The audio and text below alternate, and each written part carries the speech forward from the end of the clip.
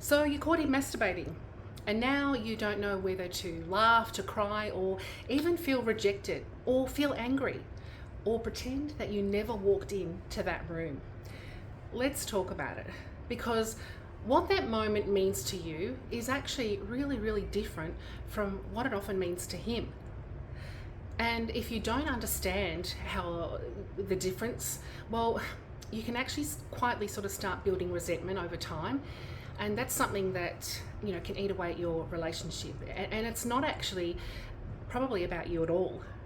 I'm KGB, real talk, raw laughs, and relationship truth bombs.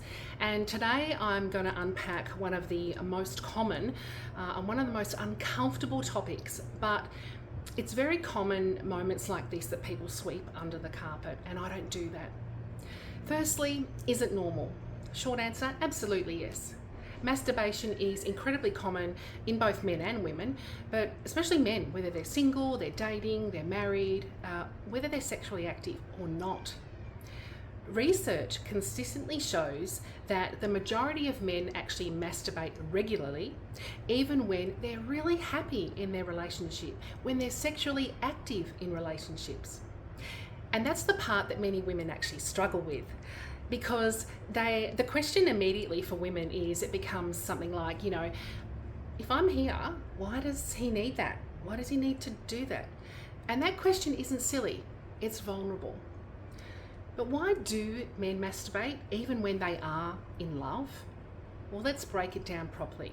Firstly, it's a great stress reliever. For many men, orgasm isn't just about, being sexual, a sexual feeling. It's actually neurological. So after ejaculation, the brain releases dopamine, that oxytocin that gives you a bit of a high, that prolactin.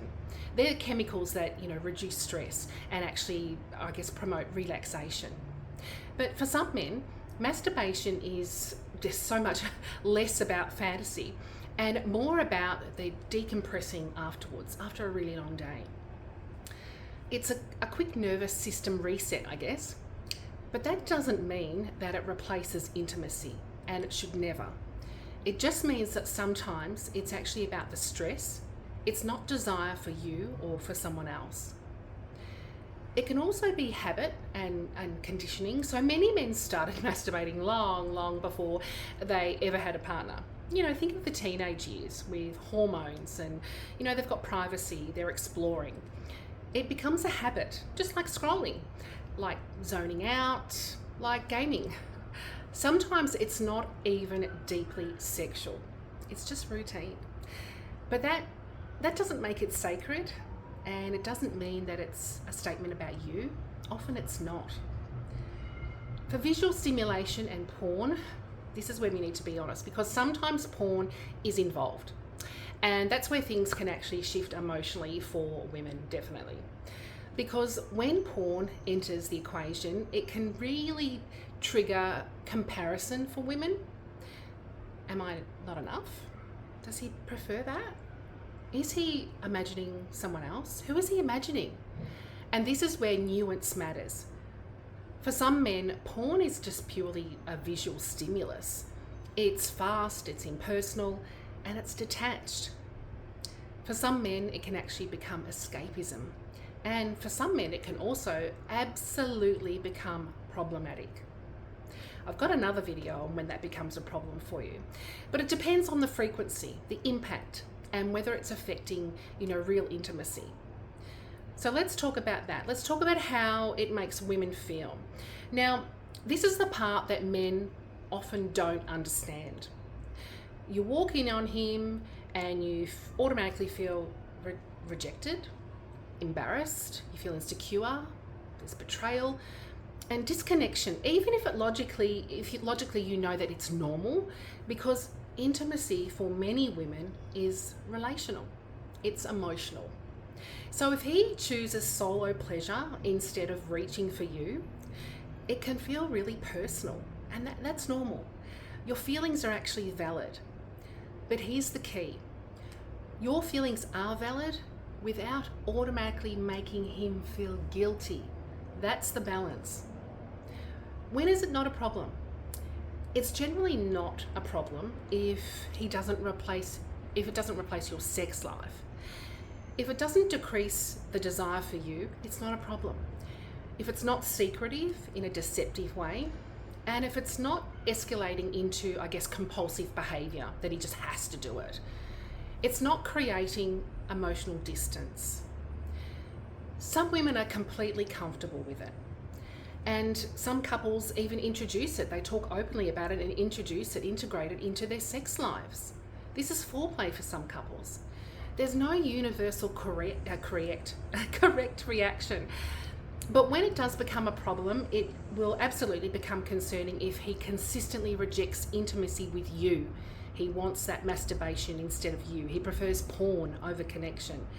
If he hides it obsessively, if it escalates in frequency, if it interferes with work, life, or just your relationship in general, it becomes emotionally avoidant behavior.